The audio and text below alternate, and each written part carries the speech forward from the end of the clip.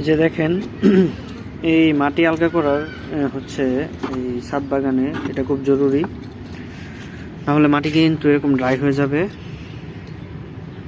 তো এটার জন্য হচ্ছে এই মাটিটা এইভাবে আলগা করে দিবেন আপনারা। আর দেখেন আমি কি দিয়ে আলগা করছি, এটা হচ্ছে নিড়ানি বলে সম্ভবত।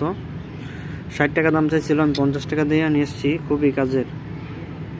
এটা ছাদের জন্য আসলে, বিশেষ করে আমার এই ড্রামের গাছগুলোর জন্য। যখন মাটি এরকম শক্ত হয়ে যায় আমি এরকমভাবে এটা করে দিই।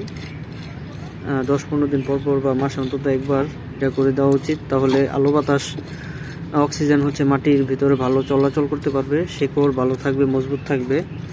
খাবার দেওয়ার পাশাপাশি এটাও কিন্তু খুব জরুরি, মাটিটা উর্বর রাখা। এই যে দেখেন আড়াগুলো প্যাকিং করে দিছি। এই যে আমার প্রতিটা গাছ এরকম হয়ে আছে।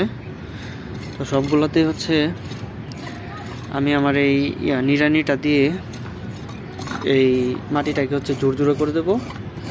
তাহলে যেটা হবে যে আলো বাতাসের যেই একটা পর্যাপ্ত পরিমাণ শিকড়ে আলো বাতাস হচ্ছে চলাচল করতে পারবে, মাটিটা উর্বর থাকবে, গাছ ভালো থাকবে।